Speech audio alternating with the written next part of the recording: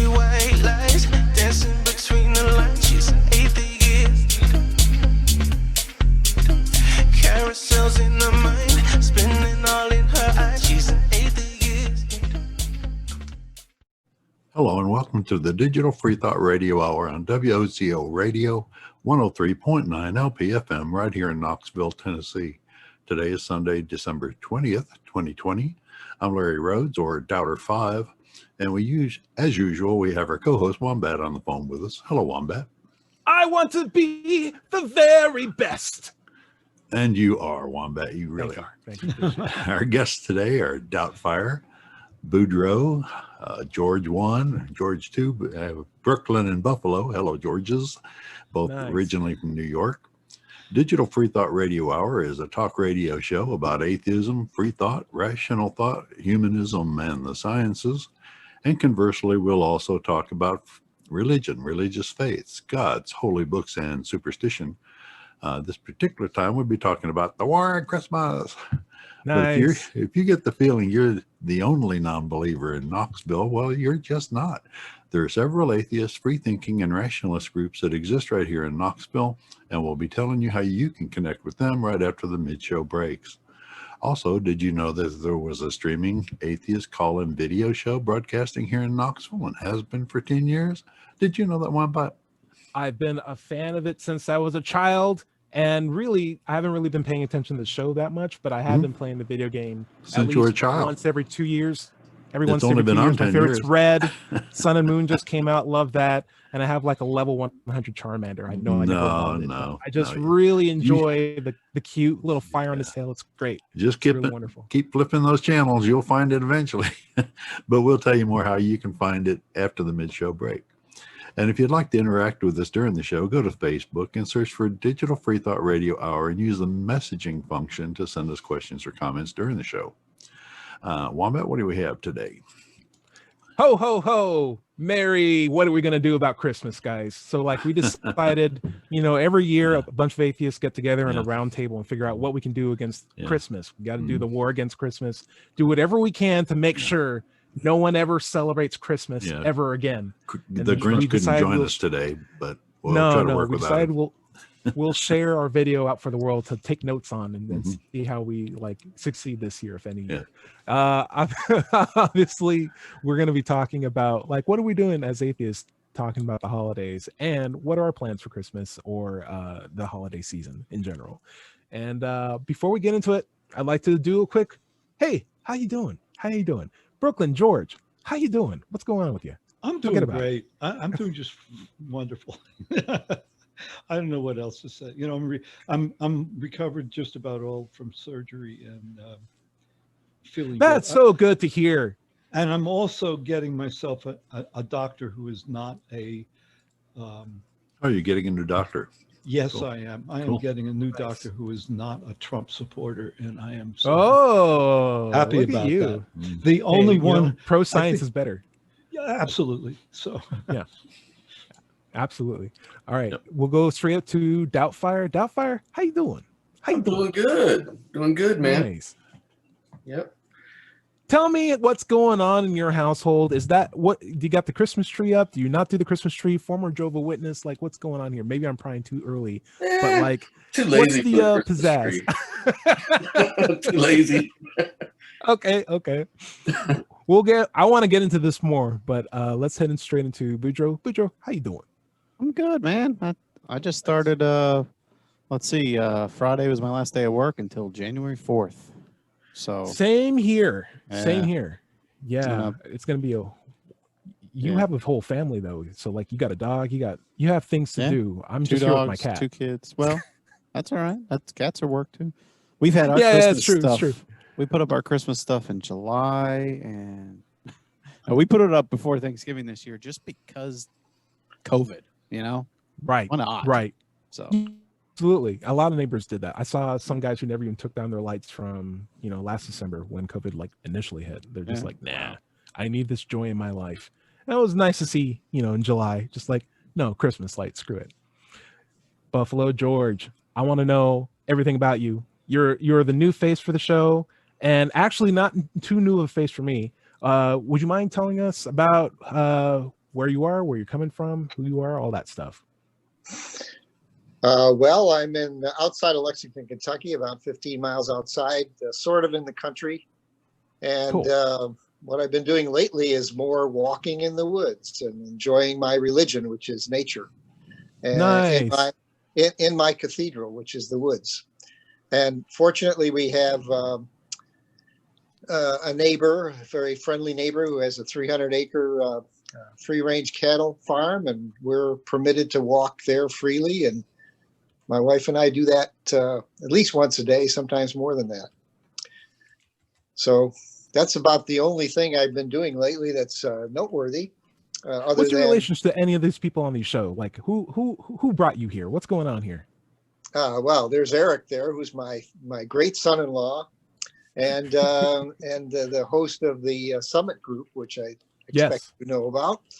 And I enjoyed the topic. I enjoy pursuing these questions about religion. Used to be, born and raised in a religious situation, Catholic in my case, but started asking questions in my early 20s, and I'm a scientist, so reason makes sense to me, and it always has. So that's where I'm coming from. Okay, very cool. And then we'll round it off with my best friend Larry. How you doing? Doing well. Staying in, staying safe. The whole country is really baking in this COVID right now, and half of the highest cities that are experiencing the worst situations in COVID are in Tennessee. We're just not taking it seriously as a population, and we're paying the price. So absolutely just trying to stay in, keep the spirits up, and doing what we can. And I'll round this out because I think that's a really good comment. When we started this COVID thing, like we even did like a quick discussion on like, hey, what's the deal with face masks? Should we be wearing face masks? All this stuff. And I think like my go-to thing that I was saying is like, we should take precautions, but we should also be very observant to see what works and what doesn't work, and be willing to ask some hard questions about like, okay, there's way more death rates in, I'm just going to say Italy. It may not be Italy. It's definitely not Italy, but like it's more death rates in Italy. What are they doing wrong? No death rates in New Zealand. Let's learn from New Zealand and immediately institute those rules. Let's do what we can to figure out what doesn't work, what does work, but we'll take precautions in the meanwhile. And I feel like if we go through this whole process and just politicize everything to the point where it's like, okay, it's over, COVID, like naturally, maybe we just got rid of it, but we learned nothing, when COVID-20 is just going to rock us in the exact same manner. Like we just won't learn anything. And I feel like right now, America's doing absolutely the worst. And it's such a shame. It's such a shame. And what do you mean we, paleface? What do you mean? We're all trying, but I mean, a lot of us are trying. A lot of us aren't. Yeah, as a country, we are doing so bad. Like we're getting detention and we're on the borderline of getting expelled. But like, I just hope we can learn from this, because we need to start. We've been needing to start, and the fact that like a vaccine can come out and we're trying to take like instant credit for it, it's just like, ooh, scientists are trying to figure this out well ahead of time before you came in and were like, you need to figure this out. It was like, no. Anyway, I say, hey. Like I said, I want to stay happy. I want to stay chipper. We're talking about the holidays today, guys. I am excited because, like Eric or Boudreaux, excuse me, like Boudreaux, our good friend Boudreaux, I'm also off work, and I have time now to reflect on a really, really crazy year, but also find time to be thankful for just a moment of reprieve, because we had been working nonstop since February trying to make face mask material for like all of Tennessee. And like finally it's like, okay, we hit all of our deadlines, and now it's just like, what can we do now? And I think what made me feel really happy is I came to work or I came home last Friday, and there was a little package on my doorknob, and it was one of my neighbors who gave me like a box of cookies and cat toys for my cat. And I'm like, man, this is cool. Like, how it's crazy. It's just been working home, but there's other people out there, and they were considerate of me. And it's like, now it's time for me to think about like, oh, what kind of gift can I return for this? What can I do for my neighbors? And still stay socially distant, but like also appreciate the fact that I am living in a community that's like very positive and supportive of me. And I think that's what this holiday season's like for me. That's how I celebrate my holidays. Just like, what can I do back for my friends and family, my neighbors who I love, and I want them to come back with love at me. I want to do a roundtable discussion on like, what are you guys doing to destroy Christmas? Because that's what I'm doing to destroy Christmas. Being nice to people and loving and sharing reciprocity and all that stuff, calling my family. That's how you destroy Christmas. Let's go to Scott. Scott, how are you going to destroy Christmas? What's your war on Christmas? Oh, I'm just gonna, try to be as positive as I can and try to be as loving as I can and take your advice and example. And yeah, that should really make people angry, I guess. Yeah, that'll make them real. That'll show them what's up. That'll show them what's up. That's right. So, you're really interesting because my mom is Jehovah's Witness. And even yesterday she was texting me and like, so what do you want for Christmas? And I'm like reminding her, it's like, Mom, you don't celebrate Christmas. Like, I want to give you a gift anyway. But you can't be a cheating Jehovah's Witness when there's only 14,000 people that are going to heaven, right? Yeah. You gotta like try to get on the A list at least. Yeah. But I've gotten very used to not being overzealous with my celebrations. Are you in more or less in the same boat? Scott? Yeah, I if I'm really honest, because I since I was a Jehovah's Witnesses, Christmas and these holidays they were kind of weeded out of my life way back when I was. So coming out of it, I never like ran back to Christmas or ran back to celebrating these holidays, so to speak, because it was never an emotional anchor for me to begin with. So I don't know. It is what it is. And I kind of understand why people get emotional and it's really important for them. Sure. And so, but if I'm an atheist, I don't care. Like, you do you, I'll do me, live and let live. But it's nice to have a time of day set aside to be especially nice to each other and this and that. So I don't have a problem with it, and I play along with it. I just don't go overzealous about it. Like, I don't have Christmas trees and stuff like that. Not that that's overzealous, but I don't even get that far with it. So sure, it is what it is. Like, it won't look like Christmas in New York in my house. I do have like a plant that I put some tinsel around and stuff, but that's more or less as far as I'm about to go to. I'm more or less in the same boat. But I also like the idea of like, hey, you can celebrate it if you can go crazy. If you want to go crazy, I'll support you if you want to go crazy. I'm just like, I just don't have the energy to do that myself, right? Yeah. I have the same question for Brooklyn, George. You were raised atheist, but you do have a Jewish background. So like, that's correct. Yes. Is Hanukkah more like the appropriate analogy here for you? It is not, you see, because now you heard it here first, so I'm going to say it. In the Jewish context, Hanukkah is not a really big time holiday. So, and the irony and the way I was brought up is that every year or two, so and so, my parents would get a Christmas tree and put presents under it, Sure. Which is funny because, it's not in my background. It's not in their tradition. It's, but they would do it. So it's like there's a Christmas spirit of some kind. And it's a sort of an American thing because Christians are the majority of Americans. And all these people are doing all this stuff. So can I get with it? Well, yeah, but no, And it's sort of a strange place to be. And sometimes I just wish the whole thing would go away, blow over. But I bought myself some presents. I did. I bought myself some goodies online. I have bought myself some presents too. What's the best thing you got for yourself? Just going to ask this real quick. Well, I got some computer stuff. Believe it or not, the best thing I got was a tire pump. Oh, hey, I got a tire pump too.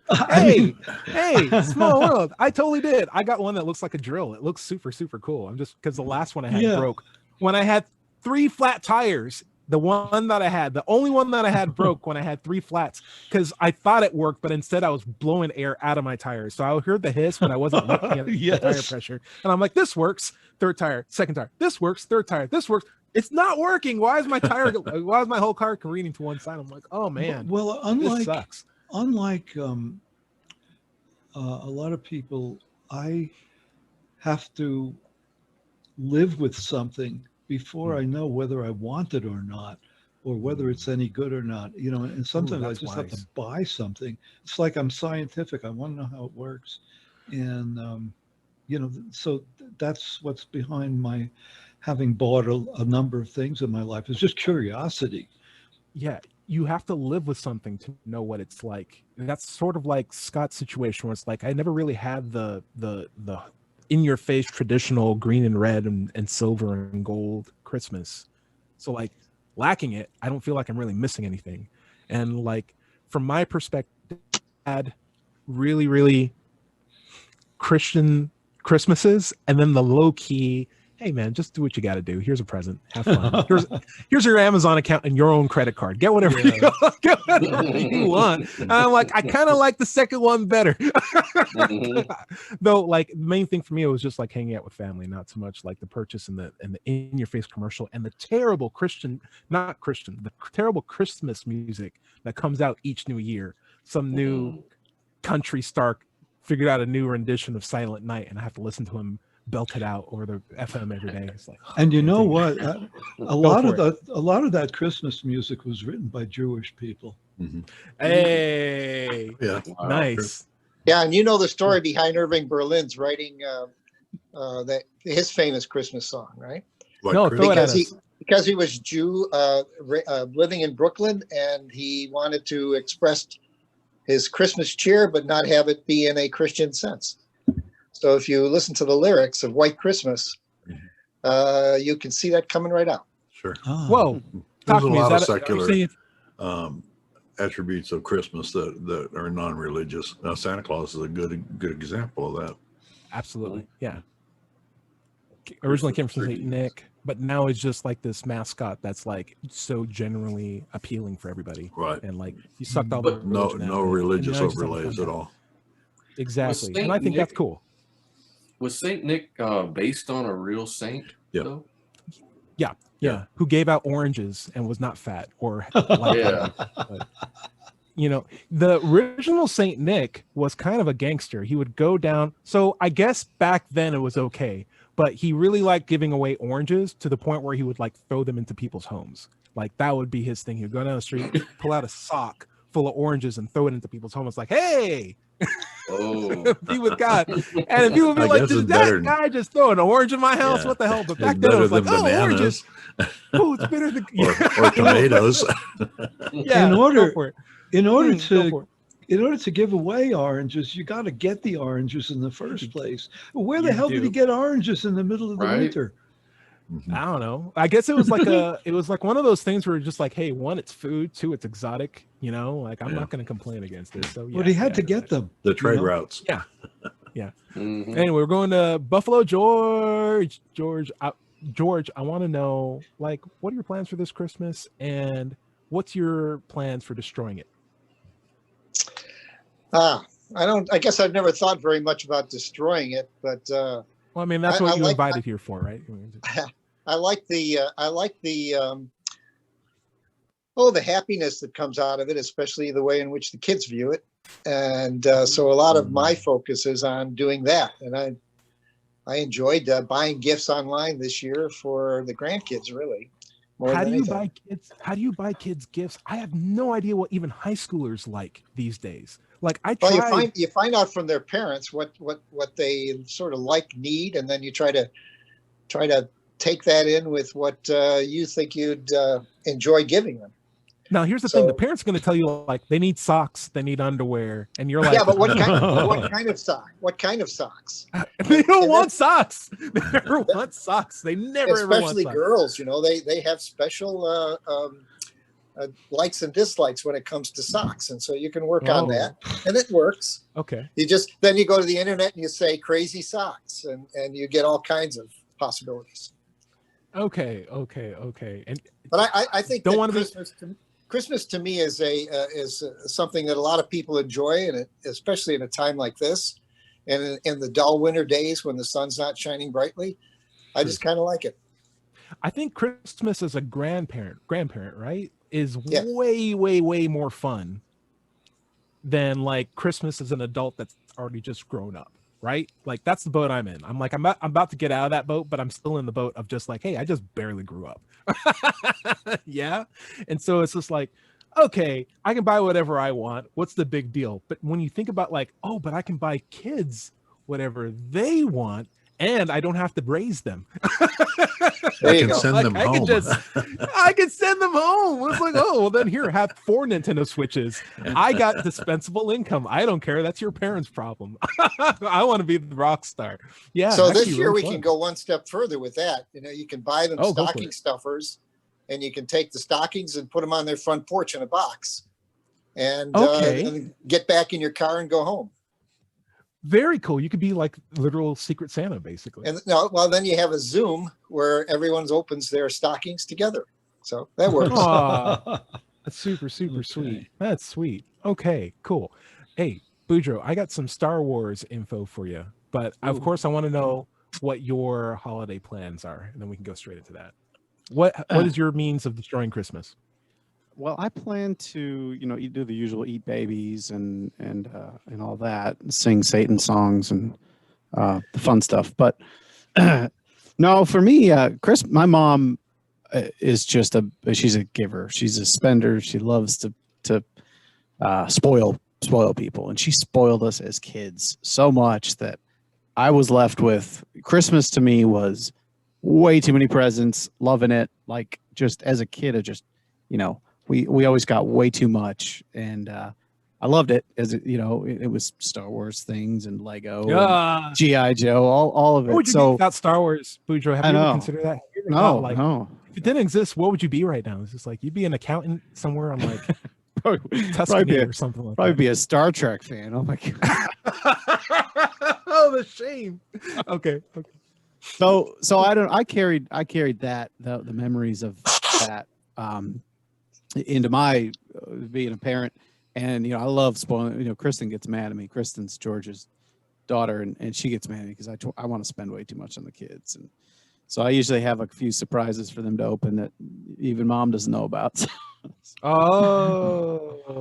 cool. Yeah, I don't know. It's a great time of year outside of religion completely. To me, it's about giving. It's nice. Yeah. So. And spending time with family too, I think, really, yeah. Or however you can, right, in these times, right?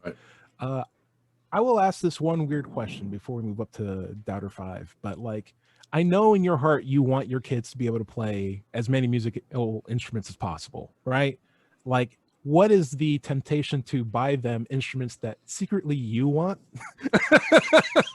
And being like, but it's for the kids. They'll be able to play it by the time they grow up to be able to hold this giant jumbo guitar. It'll be an heirloom. So like, really, it's a double gift, really, when you think about it. Like, how do you manage that? And is there a conversation with Kristen to like even things out? Just like, no, you can't get them 4 giant metal flying V's. That's not going to count. That one's tough because the Vivian started with piano, which Kristen plays, and now she's on flute, which none of us play. So I've got guitars and drums and everything bass down here, but they haven't really taken an interest in it. If they show an interest in it, yeah, believe me, I'm gonna get a like here, this is for the kid. It's this this Les Paul custom. Yeah, okay. Silverburst just happens to be Silverburst. Yeah, so. It has a beer dispenser, but trust me, I'm not gonna let them try it until they're 21. Right. Okay. Doubter 5, you mind give us a walkthrough about your Christmas plans for destroying the holidays? Oh, it's simple. If somebody says Merry Christmas to me, I say Merry Christmas back. If they say Happy Hanukkah to me, I say Happy Hanukkah back. If they say Happy Holidays, I say Happy Holidays back. It's straightforward and it gets to the point and doesn't piss off anybody. Well, the thing about it is, brilliant. They say that's the master plan. Hanukkah to me, I know that they're celebrating Hanukkah, and I wish them a happy Hanukkah. Yeah, it's no skin off your back. Right, I don't care. But one thing that we do a little different here is we put lights up around the living room, not specifically on the tree, but around, on the curtains, the entertainment system. And from last year to this year, we left them on the curtain all year long and really enjoyed them. So we may do that, just continuing on going forward. But yeah, really nice effect. It is always kind of sad when you have to put away the Christmas decorations. Mm-hmm. In the back of your head, you're like, but I live here and I'm not hurting anyone if I keep them up. So like, what's going on here? It's like, I know it's a custom, but I like the way this looks. Right. I do have family that's Muslim, and when it's Ramadan, I'll be like, hey, happy Eid, Eid Mubarak or whatever. And they're like, yeah. I've done that at grocery stores when it's like around Ramadan time. And then people be like, yeah, Eid Mubarak. And then someone will go like, are you Muslims? Like, no, I'm an atheist. Like, oh, well, that's weird. For the most part, they just enjoy that someone else is like appreciating them. The weirdest thing, I'll say this before we go to our break, is when I used to do SC or Socratic examinations up in Kentucky, there was a walking path at the University of Kentucky, and there would be a lady who would always be out when I was out, and she would wear like all black, and she'd be in the full hijab. Is that the right term for it? Anyway, when she walked past me, I'd be like, hey, Eid Mubarak, and she would respond back as customary with like this 10, like with the full on 10 line Islamic slogan that's just like blah, blah, blah, blah, blah, blah, but like happy and smiling. And I'm like, I don't know what any of these words mean, but I know she's like, hey, thank you very much, and you have a happy holidays too. Bless you and all that stuff. I'm like, all right, awesome, that's cool with me. But she would like remember me, and like every single time she see me, just like straight out, like, oh, it was like, oh, cool, it's that same word again. Anyway, what I'm saying is like, it's no skin off my back to improve her cheer and her holiday cheer. Mm-hmm. And so it's just cool to dial into that and make things better generally as a world and more accepting and all that stuff. So I love that. Larry, we're at the bottom of the half hour. Can you believe it already? Oh no, can it be? Yeah. Well, this is the Digital Freethought Radio Hour on WOZO Radio 103.9 LPFM here in Knoxville, Tennessee. We'll be right back after this short break.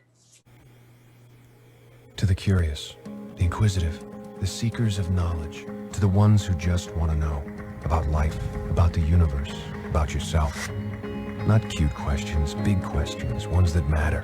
To the rebels, the artists, the free thinkers, and the innovators who care less about labels and more about truth, who believe nonconformity is more than a bumper sticker, that knowledge is more than words on a page.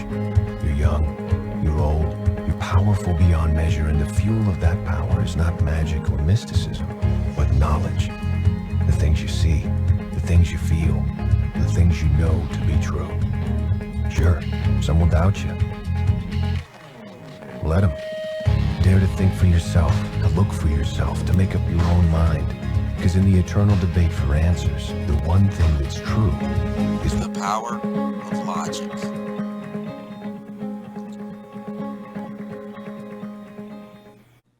Hello and welcome back to the second half of the Digital Freethought Radio Hour on WOZO Radio 103.9 LPFM right here in Knoxville, Tennessee. I'm Daughter 5, and today is Sunday, December 20th, 2020. Now let's talk about the atheist freethought groups that you can join here in Knoxville. First, there's the Atheist Society of Knoxville, founded in 2002. We're in our 18th year. ASK has over 1,000 members, and you can find us online at knoxvilleatheist.org, or you can go directly to Meetup, or even Google and search for Knoxville Atheists. It's just that simple. By the way, if you don't live in Knoxville, you should still go to Meetup and search for an atheist group in your town. Don't find one? Start one. That's right. Another large free-thinking group here in Knoxville are the Rationalists of East Tennessee. Just go to rationalist.org and click on upcoming events to find out what they're up to. Earlier in the show, we said we'd talk about the Atheist Freethought video show here in Knoxville. It's called Freethinkers. There's this atheist TV show? You need to tell me about this, man. It's been going on for a little while. You can go to, it's on YouTube right now. It used to be on a local access TV. But go to YouTube and search for Freethinkers United Coalition of Knoxville for the new live versions. If you want to see our archives, search for Freethought Forum Knoxville. And remember, you can find YouTube, pretty much all of their 10 years that they put up there. Also, if you're interested in getting involved with the TV or the radio show, just come to an Ask Meetup or RET meeting and talk to us about it. Or, of course, with COVID going on, you really can't come to the meetings, but you can find us on YouTube or Facebook and leave us a comment. With us on the show today, we have Doubtfire, George, Buffalo, Boudreaux, and, of course, regular co-host, Ty Wombat. Squirtle. Where do you want to pick up, Wombat? So we just came back from the commercial break, and now it's time for everyone's favorite game. Who's that Pokemon? Oh, no. Hey. There's no Pokemon here. Where'd it go? Where is it? Where's the love? Where's the love? Where is the love? The love. The love. Buffalo George is like, I have no idea what. Right. I have no idea. What's happening? Sorry about that. So we have a segment of the show where we go over listener feedback from last week's episode. Last week's episode, of course, was Logic Can't Prove Anything. And we actually had a really cool conversation about the nature and limitations of logic. It's a great thing to come up with for proofs, but it's not a really adequate means to prove anything. If anything, it's about anything. Like the only thing that we can be certain about is uncertainty. And so it inspired a lot of really interesting comments in that video, and we're going to go over them today. Dada says logic can lead to evidence. Oh, my bad. You were breaking up. Dada's trading room all the way from Poland. Still breaking up? No, you're okay now. Okay, cool. So Dada's trading room all the way from Poland says logic can lead to evidence, and evidence does lead to proof, but we can't prove. Proving is a lot harder. He also follows up with a belief, a claim, or a model of reality. Oh, wow. He really, really well defines his terms with like a very good definition. But basically, he came up with a defense for saying like, hey, logic is a good way to lead to evidence, and evidence does lead to proof, but that's a different thing to prove with a V something. And I thought that was really interesting. What do you think about that, Buffalo George? Do you think you can prove something with logic? Can you, I don't care. I don't care. Buffalo George, Brooklyn. I'm walking over here. What are you doing? Yeah, I think. Well, I'm a scientist, and the main thing I have been for my entire career. And what I've come to learn the most is that we never know everything about anything. And so maybe that's an answer to your question. Can you prove anything? And I'm not so sure you can, but you can conclude, certainly. And logic leads to conclusion. And that's the way I operate. I don't believe anything, really. I conclude with the best evidence I can gather. Can I poke at that?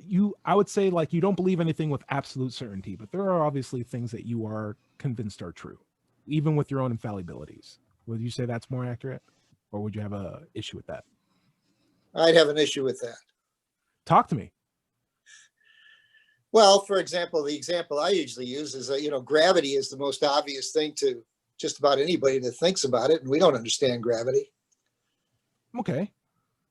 Science does not understand the basis of gravity, and you can apply that to almost anything. The properties of water, for example, there are still some properties of water that are not understood. So I don't think we have to. We have, and as an experimentalist, I depend upon experimentation to arrive at my conclusions whenever I can. And so we have to just do the best we can and advance the understanding in that way. Okay, I'm going to throw this out again. I'll massage my words a little differently. We don't have an absolute idea about anything, but we at least have working conclusions about how things operate, where we can still, know the consequences of our actions and interact with things in a beneficial way for mutual benefit. Is that something you agree with? I like working conclusions. Working conclusions. Larry, what'd you think? You had your hand up. What's up? Yes, I was having a conversation with someone recently. And they were saying that I was saying that absolute certainty is overrated. And they said, well, science is always absolutely sure about their facts. And I told him, true. no. Matter of fact, we reserve our highest rewards and most prestigious rewards for those who can overturn our previous assumptions with new information. I mean, we don't assume absolute certainty over what our discoveries are. So I'd like credibility. Yeah, I like that. I like the idea of like, hey, science is about rewarding people who overturn science, right? Mm-hmm. Like science is inherently a pursuit to figure out why the last guy who said something was wrong. Which is sort of go for it. Yeah, and the method is retesting. And if something that science says is overturned, it's only overturned by more science, not by religious claims. Yeah. There's an unfortunate conflation between, well, you just trust science, but science is what you use to correct science. So how do you know? So if you can't trust science, how do you even test this whole system? But really, science is what is knowledge. Like, it is not just something that's on the shelf of knowledge. It is the shelf. And so like all of our, and we break it down to different methods, sure. But like, there's a lot of observations there. There's some empirical studies. There's philosophy, there's mathematics, where you just have incredibly well-defined terms. It's a big shelf of knowledge, and we can't throw that out, but we can add to it. And it tends to be that when we use this shelf of stuff, it leads us to the best conclusions. And I think demonstrably, that makes it the best method to come to conclusions. And we can always improve it, and we can take stuff off the shelf. We're willing to adapt it. Is it at the best where it's at right now? No. But can we keep improving it? Yes. And that's what makes it better than a strict dogma that doesn't change, that assumes that it knows everything. Boudreaux, I'm going to throw a question out at, we talked about this last week, but like the idea of like, can you prove, so Ecocentric Homestead asked, I'm not aware of any logical arguments for the existence of God, because I think they're all philosophical, not logical. In your head, is there a difference between philosophy and logic? Like a philosophical argument versus a logical argument. Boudreaux, what do you think? So I think I've said before on the podcast that one of my big regrets in my education in college, I never took a philosophy class, and I kind of kicked myself because I feel like I'm missing a lot of the pieces, and maybe the pieces would be needed to help answer this question properly. But to me, philosophy, it's thinking about thinking, talking about, how these thoughts are put together. So logic certainly comes in there. But I don't know. I guess my experience with logic is more on George's side of thing, more scientific, more testable, things you can. But I mean, I think you can use a lot of the same tools in philosophy, like logical fallacies and because you don't control what you understand in your head, right? Someone makes an argument and it clicks, and you're like, yeah, I get it. That makes sense. I agree, but you're not really in control of that, especially if you know my thoughts on free will. So really, don't get them started. Don't get them started, anybody. So let them keep talking. It really just comes down to you got to put the words in the right order, whether that's logically or using the right terminology to make it just click for that person to say, oh yeah, I get it. So I don't know if that answers it. George, I'll have you give the follow-up. What do you think? Bail me out, George. Bail me out. When I was in college, I only took one philosophy course, and I'm aware there are different branches to the discipline of philosophy. Notice I just called it a discipline, because what I picked up was that it was very much about logic. In my one semester of philosophy. No, I think it's all based on logic. I mean, I think the underpinnings of all good philosophy would be logic. It's the tools of philosophy and science. You can't really make any headway without it. One of the problems I have with philosophy is that Descartes started off, with the most foundational logical conclusion that you can reach. We think, therefore, we exist. Or I do. I don't know about you guys. I can't prove it. Way to throw us under the bus. Yeah. But other than that, after he made that conclusion, he went off into Never Land with spiritual beings and other realms that are not conclusive and not logical, if you ask me. But that's just me.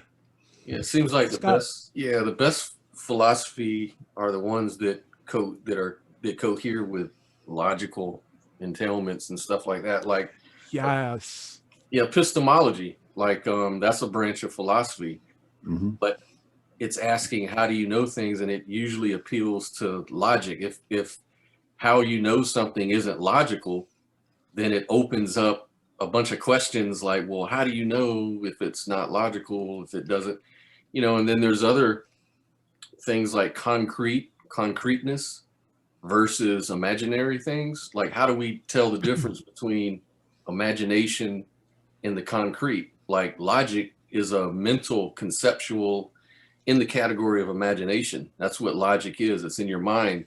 But then if it coheres with the concrete or something we can actually point to in reality, then it makes a better philosophical argument.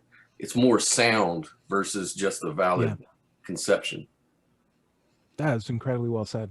I love that. I love I like philosophy is better when it's rooted in logic, like it's enriched with logic. You can have sophistry, which I think, in my opinion, is philosophy logic. It's just like, this guy's just talking. That's your Jordan B. Peterson. That's your like guys who are like, and the crystal came from the mouth of the mammoth. It's like, oh, this guy's just talking. Yeah. That's just a person speaking. Word salad. Yeah. But when you get like a doctorate, you get something called a PhD, which is a doctor of philosophy. Like, that is a person who's studying very hard in the logistics and the logic and like the technical aspects of a field of science, to the point where it's like, good job, dude. Good job. Or good job. And that's lady. also why we have good peer job, review. Whatever else in between. Well, sure. Exactly. There can be PhDs out there that issue word salad, but the proof is in the peer review, of his ideas. I love it. And I love the peer review of go for it. The big component here is this person or that person versus lots of people whose expertise goes way beyond themselves. And that's one thing I find very appealing about science is it's really accumulation of knowledge. It's not a Nobel Prize winner here or the other Nobel Prize winner there. When I think of logic, that's my definition of logic. It has to come from many heads. Ooh, otherwise, it's a team pursuit. Yeah. But yeah, to Ty's point though, you get someone who is good at the word salad, right? The Jordan Peterson was an example. They're kind of like a preacher in a sense, where they're convincing, right? They get on the stage and they say these things, and again, it comes back to it clicks into people's heads. So charismatic, even though they're not peer reviewed, and it's not like you don't take the words and parse them out and exactly examine. I mean, some people do, but it doesn't matter because they've got 1 million followers on YouTube, and they're changing people's minds. So I don't know how you combat that or fix it or improve it with logic. That's and education. With logic and education. My opinion would be like the whole purpose of college, in my opinion, at least should be, is to improve your critical thinking prowess and be able to parse bad information from good information. Not be able to say, this is the good information I'm always keeping with myself and this is the bad, but be able to have the process to be able to distinguish the two. And that only comes through rigorous study, where you are sent out into a field with being asked to solve something that your professors can't figure out or whatever. And it's like, I have all these journals that I could read information from. Some are higher rated than others. Some are from authors who are just really popular in the field and maybe have less standards in terms of like, oh, but if we get this article from this professor, maybe our journal looks better, etc. So like, you need to be able to see like, this is good information. This is a good test. This was done rigorously. This is a comprehensive analysis. This is not. This is just pop science. This is just a nice picture, but there's no weight behind it. And I feel like those people who train themselves that way, and anyone can be trained that way, are the best kinds of mindsets for getting rid of the pulp culture philosophers that we have on TV. Or what I also see is like athletes who get asked questions about things that are like, Like, what's your opinion about Bosnia? What's LeBron James? And LeBron James is like, I think we should, I don't know, like maybe he has an opinion on it, but like, is that the most well-versed opinion that we should be listening to? And like, we should just be able to have an awareness of that. I think everyone weighed in on that. That was a really great comic, Ecocentric Homestead. We're going to go on to Ashley Williams. Ashley Williams says, hey, Ty, you're a microbiologist, aren't you? A man of science. I mean, you have a PhD. When are you guys going to do a show on this COVID vaccine? I mean, what better way to put science, logic, and proof together than that right now? And who better than you guys? LOL, asking for a friend. That's so sweet. So, so we actually did a show on COVID and vaccines. It was called Can Spiritual Healing Save Us from COVID? And we did that back in November, on the 22nd of November. You feel free to check out that video. Let's see. Another comment is, it's a question. I'm going to direct it to our new guest of honor, Buffalo George. He wants to know, scientists, okay, let me read this question. Do scientists only form consensus?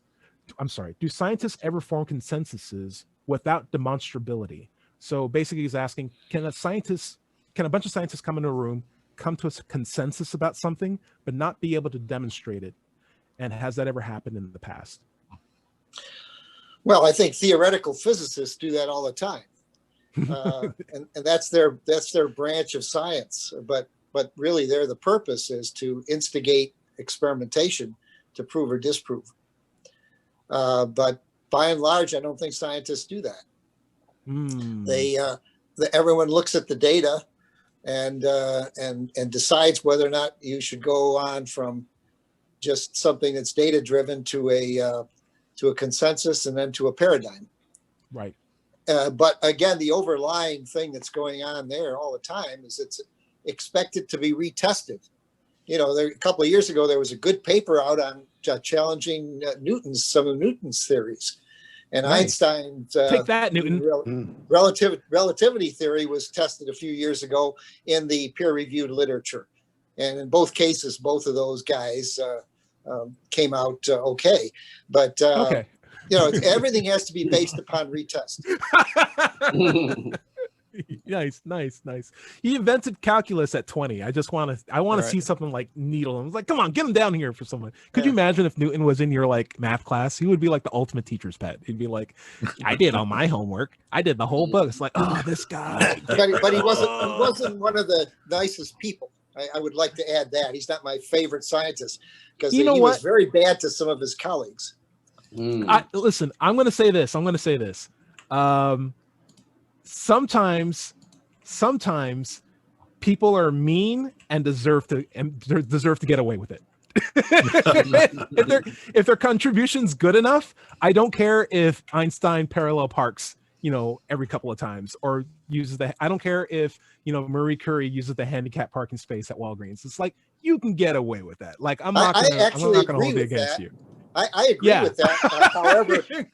However, if it's impacting science and if it's holding back another good scientist that has a different view, then that's wrong.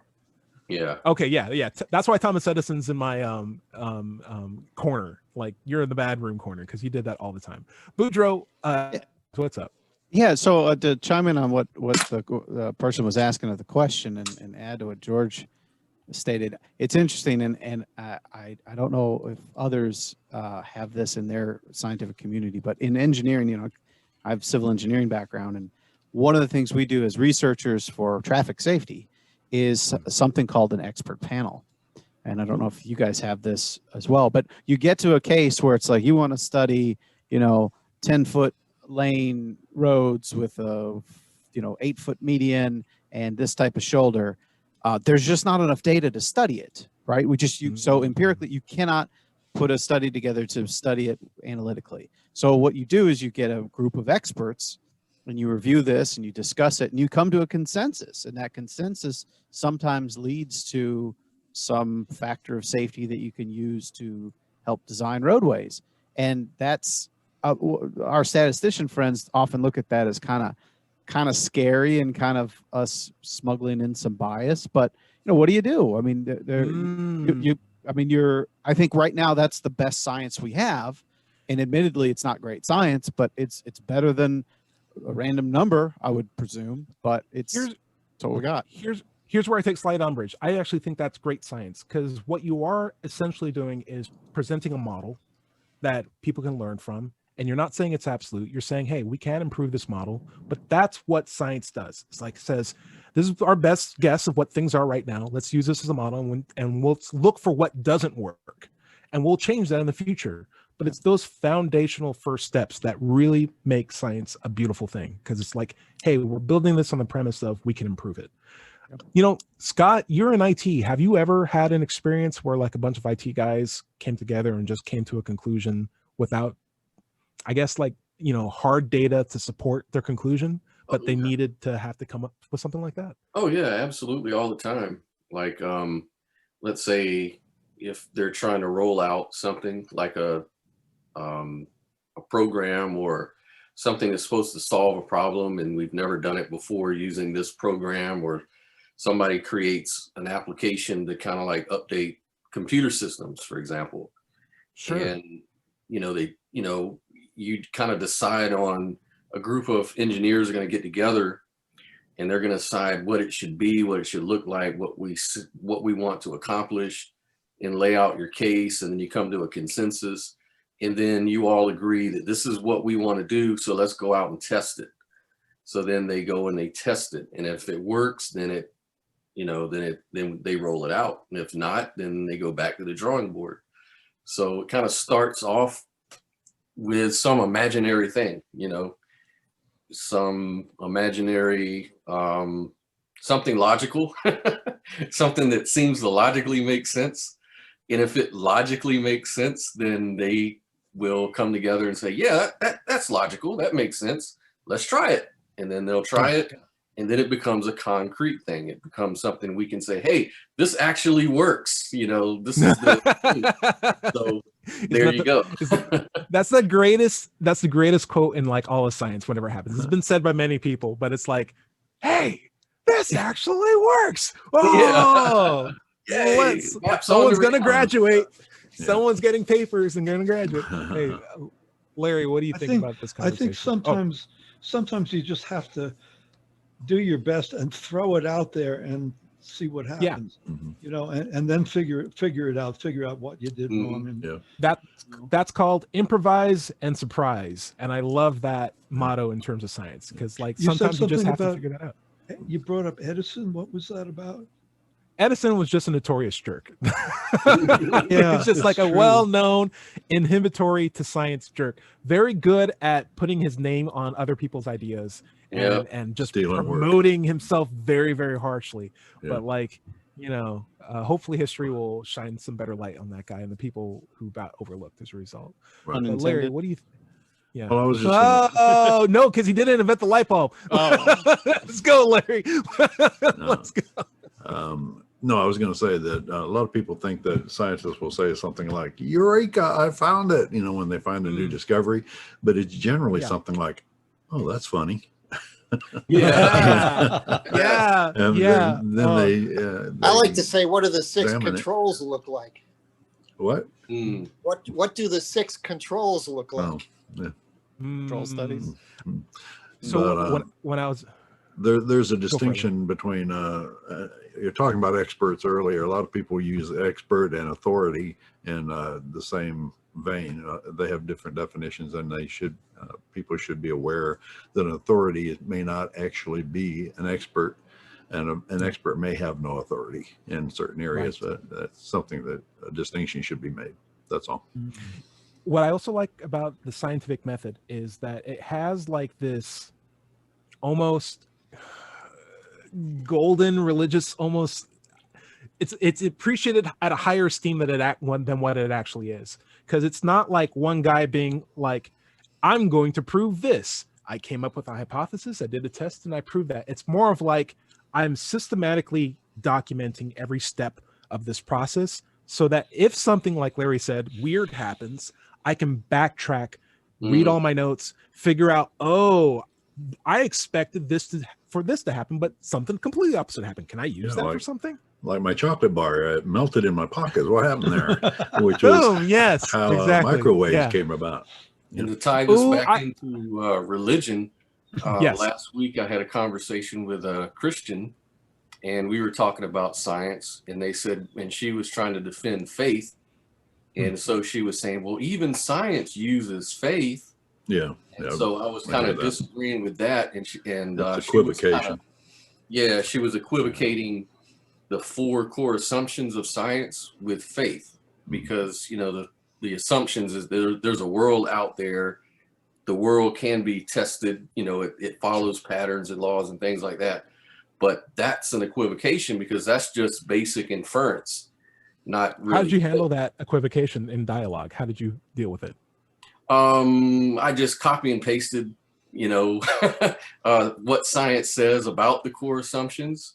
Let her see what those core assumptions are, and then a philosophical, like from the Stanford Dictionary or Encyclopedia of Philosophy, to show the difference between inference and faith and different things like presuppositions and things like that. George, we'll get right to you. I would say, like, for me, I found it way more compelling, at least in a face-to-face conversation, because this sounds like it won't happen like over Facebook. It was online. But to ask someone just 3 questions, these are from like my SC practices, but like, what do you mean by that? Like, faith and science are the same thing. What do you mean by that? That's the first question. Let them say whatever they got to say. Let them define it in their own words and not just copy paste from some regurgitation in the past. But once they really think about the words coming out of mouth, they might change their story. Then ask, how can we test that? Because now they've just given you a claim and you can test it. And then the last question is, how reliable is that test? And through those 3 questions alone, I think you can get someone to really consider why they believe something that might sound weird to you without having to challenge them or throw out their logical fallacies in their face. Perfect.